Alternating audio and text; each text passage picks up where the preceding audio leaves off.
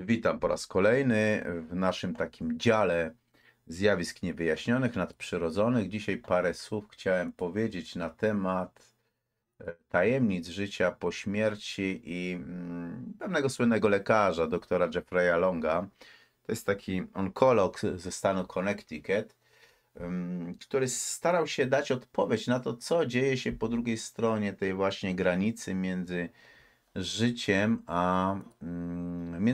a śmiercią. Doktor Jeffrey Long, o którym powiedziałem już wcześniej, czyli onkolog ze stanu Connecticut w Stanach Zjednoczonych, zgłębiał tajemnice doświadczenia bliskiej śmierci. On przeprowadził też badania, które mogły wyrzucić jakieś takie nowe światło na jedno z najbardziej takich nieuchwytnych pytań ludzkości.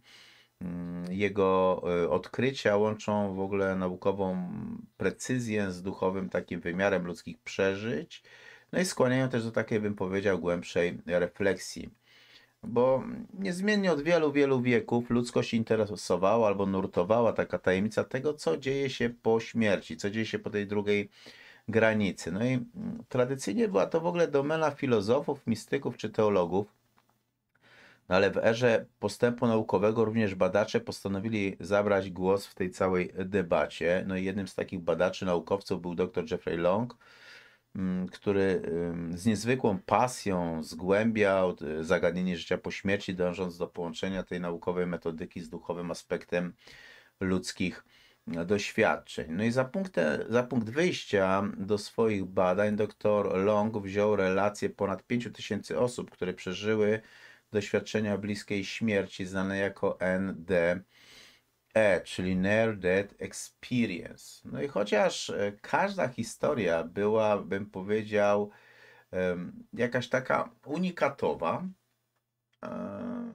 to Long zauważył pewne powtarzające się motywy. Po pierwsze, zauważył doświadczenie poza ciałem, zauważył, że te osoby spotykają się z bliskimi zmarłymi, czy przechodzą przez jakiś tunel w kierunku przeszywającego jasnego światła.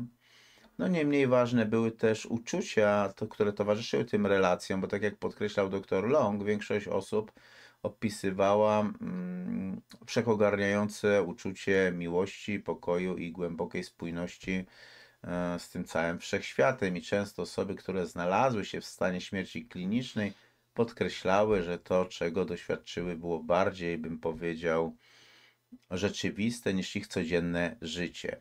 No i zaintrygowany tymi relacjami dr Long postanowił przeprowadzić takie bardziej szczegółowe badania, angażując zespół specjalistów, no i wykorzystując najnowsze technologie, aby zbadać neurologiczne i psychologiczne aspekty tych doświadczeń z tego pogranicza życia i śmierci. On przeprowadził też setki wywiadów, analizował dane medyczne, korzystał z najnowocześniejszych metod badania aktywności mózgu.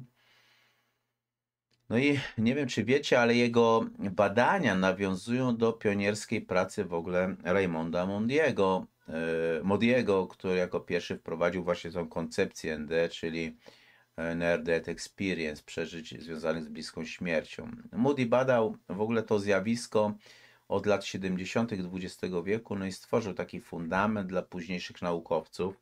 To był też taki dosyć duży fundament dla doktora Longa, a jednak prace doktora Longa poszły dużo, dużo dalej, bo dzięki współpracy z naukowcami z różnych dziedzin, on współpracował z neurologami, psychologami, czy z osobami, które zajmowały się mechaniką kwantową, dr Long starał się stworzyć kompleksowy obraz zjawiska NDE, no i te jego prace w ogóle sugerują, że życie pozagrobowe nie tylko istnieje, ale może też być kluczem do zrozumienia natury ludzkiej świadomości. No i w świecie, gdzie granice pomiędzy nauką a duchowością stają się coraz bardziej płynne, no to te badania doktora Longa rodzą wiele nowych pytań, ale przede wszystkim dają nadzieję na głębsze zrozumienie tajemnicy ludzkiego istnienia, ludzkiego życia. Tak jak już wielokrotnie wspominałem, jeżeli ktoś miał doświadczenia bliskiej śmierci, jeżeli ktoś miał śmierć kliniczną, chciałby wystąpić na kanale u mnie, bo już tam niektóre osoby występowały, opowiadały o tym, to bardzo jestem zainteresowany spotkaniem się. Możemy w czasie wieczornych rozmów na ten temat porozmawiać. Jeżeli ktoś nawet nie chciałby ujawniać swojej twarzy, może nagrać się na dyktafonie i to nagranie głosowe, dźwiękowe mi przesłać na mój adres mailowy. To jest szwajcar@opoka.org. A jeżeli ktoś lubi pisać, to może to opisać. Ja to odczytam. Nigdy nie będę ujawniał imion i nazwisk, bo nie to jest istotne. Tylko bardziej istotne są doświadczenia, więc ciekaw jestem ogólnie, czy wśród moich słuchaczy są osoby, które tym się zajmowały, które jak najbardziej do tego tematu dalej jakoś nawiązywały. Jeżeli tak, to mój kanał jest dla Was, stoi otworem. Zapraszam, pozdrawiam, trzymajcie się i do następnego razu.